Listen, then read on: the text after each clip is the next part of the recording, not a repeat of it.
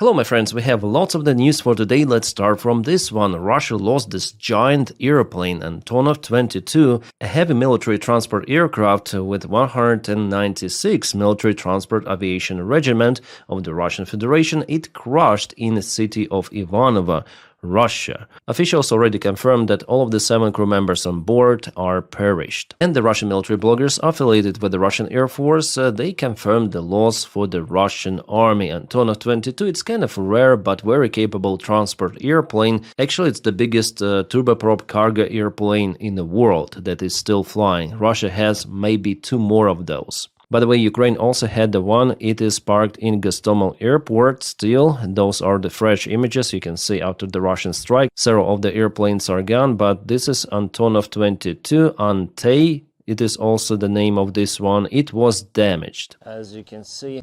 Yeah, I went to Gostomel airport and I filmed this particular aircraft as well. The video is available on my channel. After Russians went out from Gostomel, I visited the place and filmed what happened there. All of the damages down to the airplanes parked, and not only. The operator Starsky organized this visit. It was hard to watch as for me as for aviator, but it was also interesting to see what was left after Russians left. Well, yesterday there was one more mishap happened to the Russian aviation. The ejection system accidentally went into operation. By the time one of the Russian fighter bombers was parked in the hangar, so it is understandable what happened to pilot and navigator. Yes, they are no-go and will not fly any longer. This video from the Hitman game, I guess it's from Hitman, illustrates what happened there.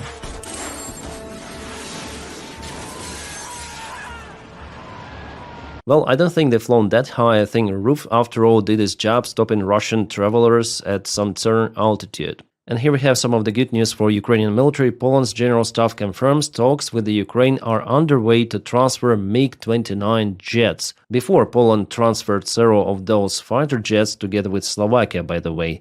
Now, Fico would never ever give Ukraine those fighter jets, but from Poland, Ukraine may obtain those because even Poland understands that Ukraine is the shield of Europe. It needs the airplanes. The aircraft are being phased out due to reaching their service limits and no plans for upgrades. The nation would support Ukraine and strengthen NATO's eastern flank. In exchange, Poland seeks access to Ukrainian drone and missile tech to boost joint defense and industrial capabilities. Yes, because Poland was not capable to shut down most of the drones which Russia sent to Polish airspace. With Ukrainian drone technologies, it is possible. Well, I'm not saying that NATO countries doing absolutely nothing about the drones. Here they experiment with the drone swarms. For example, this is what's the name of the company? It's called Auterion. United States and I guess Switzerland, common production of those drones. You see, those drones, they attack those dummies of the tanks. Boom, boom, boom. Very interesting. I think it's inflated model of T-80 tank, something like that. And if those drones carried some of the explosives, it could be a multiple big kaboom. Of course, the tank would not survive it. So yeah, they're doing something. They're not staying at the same place. It is understandable that the war had changed and soon every army will have lots of the drones, but still Russia has way more of those, as well as Ukraine, by the way. And Russia and Ukraine, they have the real military experience, how to use the drones on the front lines, how to operate with them, how to make the system, including supplies, work properly. Also drone production and also training of the drone pilots. By the way, about the training, I found out very good Ukrainian simulator for the drone flights. It's available on Steam. I'm gonna put the link in the video description just below. The release date for me, it is tomorrow, but I already tested this one today on my live stream on my another channel. This simulator is definitely rules. It is fantastic. It has training mode, it has a battle mode, so my recommendation to get this one, especially then they will upload more missions, more updates. And guys, it's not the paid promotion. Yes, I was contacted by this company, but they didn't pay me anything. They just told me, Dennis, if you wish, you may try it out and tell on your channel if you're willing to. They do not tell me anything else. I just obtained their code. I have the controller over here, which I use. It's TBS Tango 2. I also tried to connect my PS5 controller, but it didn't work. Maybe I have some issues with my PC, who knows, with software. But TBS worked well because maybe it's optimized. It's over here, TBS Tango 2. I flown the simulators, FPV drone simulators 2 years ago, and now I found very good sim for improving the skills, and also it's entertaining, especially flying some of the missions. It's entertaining and it's improving the skills. So I'm gonna put the stream cut at the very end. Yeah, some of the cuts from my stream that lasted 3 with something hours. And you will check out how it looks. Yes, the graphics is not like in the best ever games, but still it's acceptable. The very important thing is physics of the story. It works fantastic. The only thing is I don't know the price of the game because it's not yet been released and I didn't ask for that information, so it's gonna be updated tomorrow.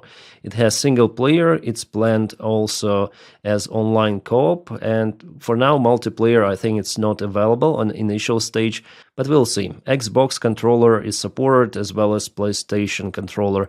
So far it's the best and the most realistic drone simulator I have ever flown and used. And also it's a Ukrainian one that is used for the training. 5,000 pilots at least have already made it through this initial stage simulator training using this sim. Now to some of the real drone images. This surveillance drone, Ukrainian one, was capable to spot how Russians start to surrender to Ukrainians. This is Zaporizhia direction. Totally 6 of the Russian troops surrendered to 2 of the Ukrainian soldiers. They were divided into 2 groups and later on moved to Ukrainian positions. That's probably the safest way of how they could reach Ukrainian positions without being flatlined. And this particular Russian says that his goal was to propel forward with a Russian flag, to show it to the Russian drone, and that's it. That was his main mission. And also he understood that the place where they go, it is not being cleared from Ukrainian forces, and they were met there. Some of them were flatlined and several were hiding and later on imprisoned by Ukrainian army. They're very, very lucky. Because, for example, this guy, yes, he showed the Russian flag in Ostapivka village, but later on, in attempt to go back to Russian positions, was flatlined or cancelled. What word should I use for this particular term? But the local commanders of the Russian army who sent this soldier to that village without any sort of the backup or whatsoever, they might tell to the higher command that they captured the village, and Gerasimov will draw more stuff on the map showing it to Putin, and Putin will be very, very happy that the flaggers or flagmen are very successful on the front lines. Yeah, in some of the areas of the front lines, Russians definitely move, but in Zaporizhia region, it's mostly the flag operation, except, I would say, Hulai-Pole. In Pokrovsk and Mirnograd, they move very slowly, and all of their attempts to go to Shakhove are now cancelled by Ukraine or being cancelled by Ukraine. Konstantinivka, they bogged down. And in Kupiansk, it's a disastrous situation actually for Russia. They're partially trapped, and according to the most recent information coming, I hope to cross-check it and to definitely confirm, it seems like Ukrainian army deoccupied or liberated Moskovka. Yeah, just for information, once again, Putin already proclaimed that Russia occupied Kupiansk fully. Long time ago, he said, in the beginning of November. Now it's almost the end of the year, and you see Kupiansk is just partially under Russian control, just the northern part. Why Russia is so slow here? Because the logistics connection is terrible for them. They cannot propel forward with major forces. They cannot even maintain their current forces, especially this part. That's the very terrible situations for Russians there, and the Russian military bloggers themselves, they're saying that Kupiansk is far from being fully taken by Russian army. I wonder what happened in Shakhove. Oh, those are just Russian losses in the ditch. Yeah, they tried to move, but every freaking meter there is someone lying and smelling. Just for this jump from August this year, Russia lost 2,000 of the infantry forces, and they continued their attacks. They lost, now it's more than 80 of the armored vehicles in attempt to get Shahova under control. They're partially went there with infantry, but were exited out by Ukrainian drones.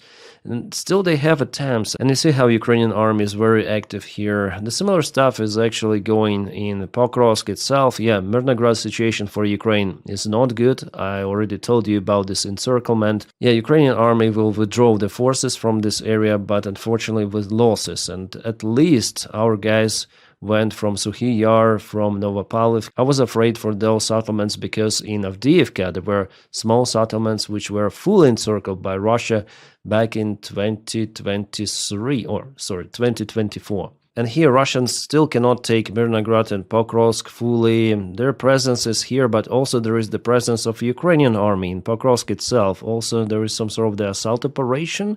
Is it new? Yeah, that was actually a Russian attack, but our soldiers repelled it. Okay.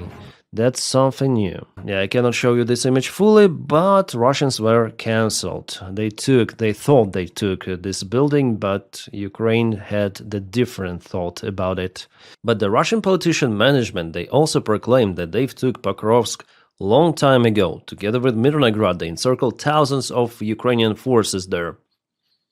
Yeah, that's the open lies and Russian propaganda coming from the very top and disperse all around X platform, Telegram, Facebook, YouTube even. Yeah, they're working like that, so thank you for following me, because I try to give the information as it is on the ground. Yeah, I'm also using other analytics, like for example, my Kursk map is awesome. For today we don't have lots of the updates, but you may check out my recent video, the previous one from yesterday, where I told you a lot about the current picture on the front lines. In this video I'm not gonna concentrate on that one too much. Alright, this is the very important information that was shared to Financial Times by the European security officials who said that Russia was preparing sabotage attacks using commercial aviation, and those attacks were aimed for United States soil. Those could be the biggest one after 9/11. Yes, they were planned in 2024. Now with Donald Trump, maybe Russia changed its minds, but some of the DHL parcels have exploded on territory of United Kingdom, Poland and Germany already. And the plan was definitely to expand it for United States of America using aviation in this case. Guys, this is just outrageous. It really shows that Russia is not a friend of the United States. Absolutely. Well, maybe Russians are friends with Donald Trump personally because Putin likes to manipulate Donny. But the sabotage attacks, they were happening a lot on territory of EU.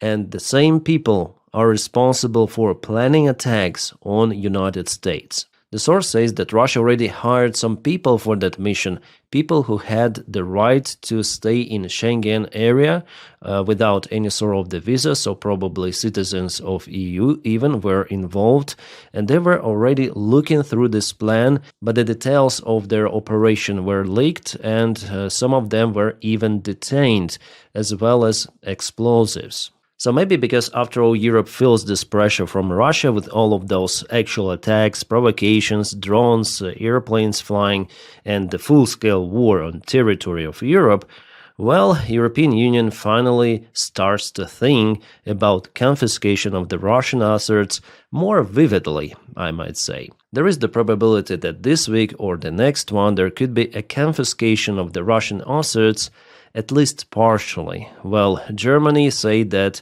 it is for guarantees for Belgium in case Russia wins the international court against the Belgian banks. So finally, even for those stupid brains of bureaucrats, it's understandable that they should do something to help Ukraine to withstand the Russian aggression.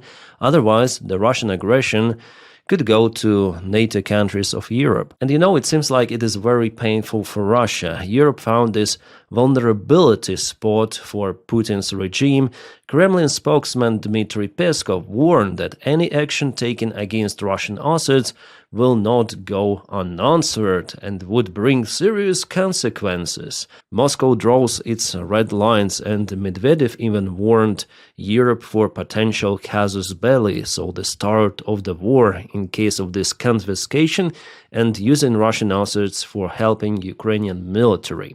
Well, in this case, it would definitely help Ukraine. Ukraine will not be dependent on those bureaucrats for some period of time, at least for a couple of years. If we speak about 120 billion euros, which could potentially be confiscated, it would be more or less okay to maintain Ukrainian defense capabilities for that period of time.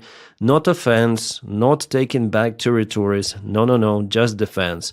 If you compare those numbers with the Russian military budget, well, even for a single year, Russia invests way more into its military compared to even those frozen Russian assets, which could be confiscated very soon. And I just hope that it will happen like that, because, those bureaucrats, they should finally awake.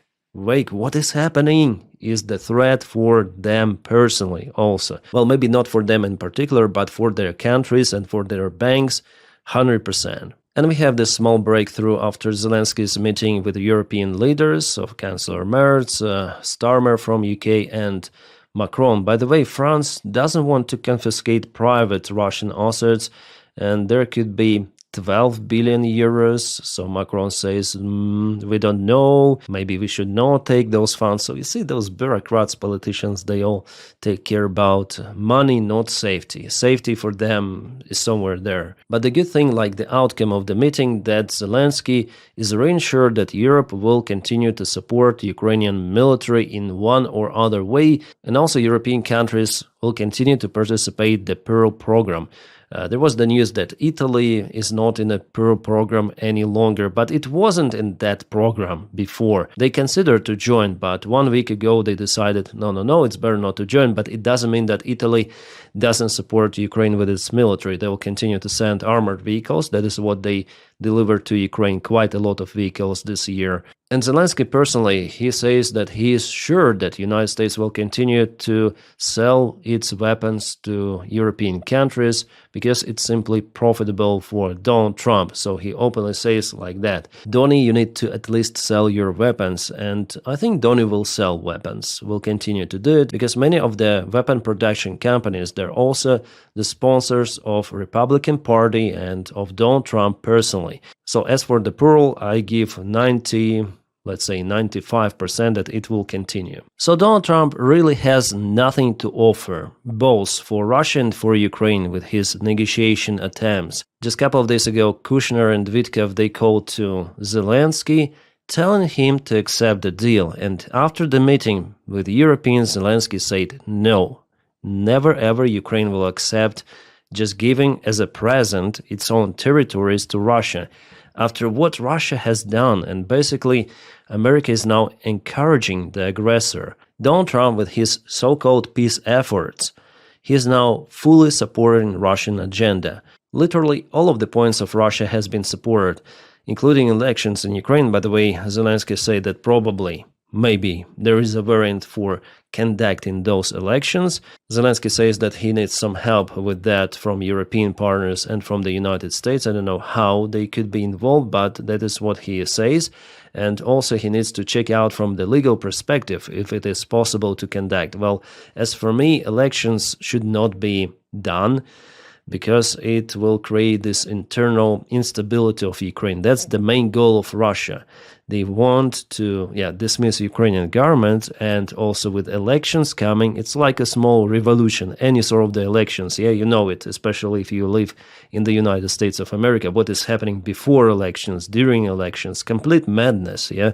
And we don't need this madness happening in Ukraine by the time that there is a war against this prevailing enemy. But Donald Trump doesn't care. He says that Zelensky is using the war to stay in power. So clearly, Russian agenda, Russian propaganda from the mouth of the United States president. It has never been done like that. It's a shame that America is pushing a victim of aggression just to give up give up fighting. It is even worse than agreement with Hitler, because by the time Hitler didn't kaput millions of people, then he was allowed to have the part of Czechoslovakia. So it's worst behavior ever. But we see it is happening, surreal, but we live in this timeline. Then America is not ally any longer. It is playing almost fully on the Russian side, and if there were no sponsors of Donald Trump personally from the military production sector of the United States, Donald Trump would cancel even the plural support for Ukraine. Yeah, Trump's peace deals are already unraveling. Yes, actually Zelensky said that there are 3 variants of this peace deal. I would say even more, like original Russian plan that was proposed by Vitkov, and then the second one that was changed, lowered, then the third one that was changed by Russia, and the fourth one which is done by Europe in coordination with Ukraine. And as Zelensky says, this European plan will be sent to United States officially in the coming days. So all of that is just a continuous dance around Donald Trump, and it will go maybe till the end of the term of the United States president. And all of that is just dancing around Donald Trump because he is a president of the United States of America. Zelensky cannot say, go fuck yourself, Donny. No, still because America sells its weapons to Ukraine, it provides intelligence information, so Ukraine needs that, actually. But the leverage on Ukraine is very, very tiny of Donny. If he had supplied lots of the weapons to Ukraine, everything possible, then he might have really had the power to say what Ukraine should do. But even in that case, Ukraine has constitution, and no any country will give up its territory just like that to aggressor state. This is crazy, unhinged, and Donny, he lives in his wonderland. He wants to make business with Russia. ExxonMobil is already working with Russia behind the curtains for the deals in Arctic. It's already evident. The information about it also was leaked in the press. And also, there are no any security guarantees promised for Ukraine. Absolutely zero. Donald Trump is pushing this deal. You need to sign it tomorrow. Sign it today. Yeah, we need this paper. But what is behind that paper? America? What kind of the guarantees? I think the United States are distancing themselves even from NATO, if we may check the national security program of the United States recently published. It is just crazy. Russian brochure that is posted and signed by Donald Trump. I'm sure he hadn't read that. Absolutely. Well, if he read and he support all of that, it is even worse. Donald Trump is so incompetent. He's an idiot, and his circle are crazy people around.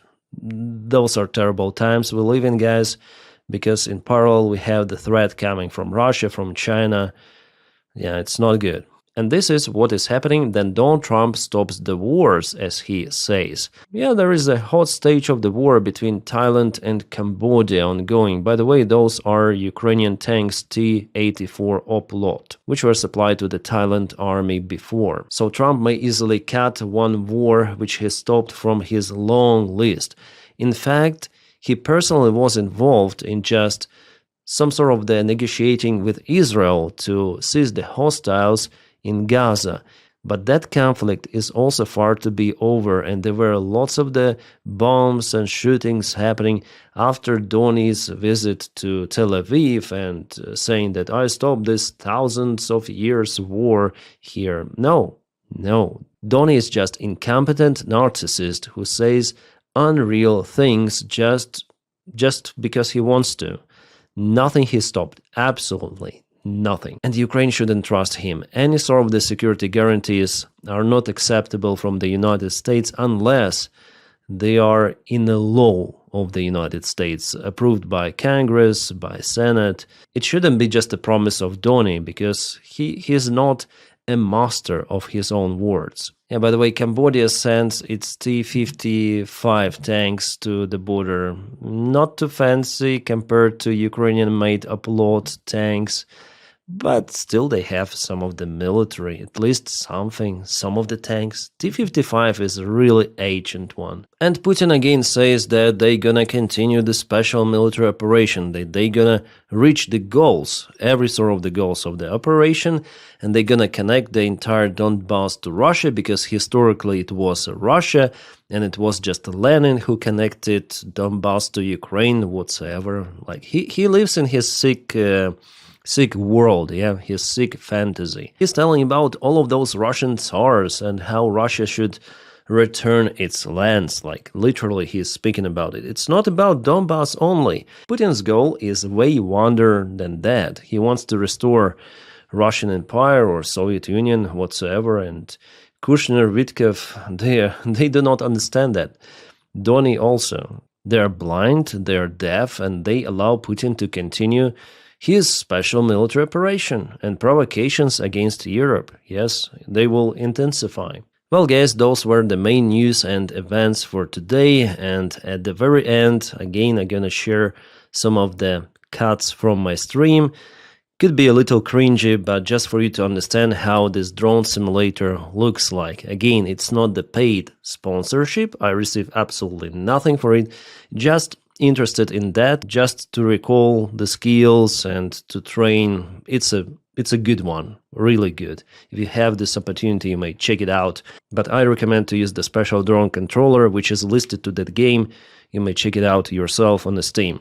And also, guys, you may support my job yourself. As you see, I don't have like sponsors, just what I like I may tell about, but they do not support the channel, only you do via Patreon and membership of the channel. Thank you so much for it. The link for my Patreon is just in the video description below. If you don't have this opportunity, press like to this video and also subscribe for the channel to boost this video in YouTube algorithms. Thank you so much. Well, guys, I wish you all a peaceful sky wherever you are and have a great time.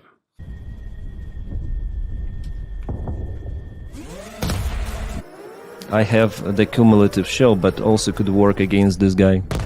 Okay, we see BTR again. They're landing from it. Boom. I forgot to arm the bomb. Oh my god.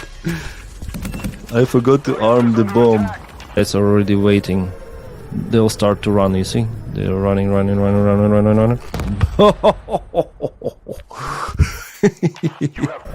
Artillery. Ah, two guys are coming from that spot.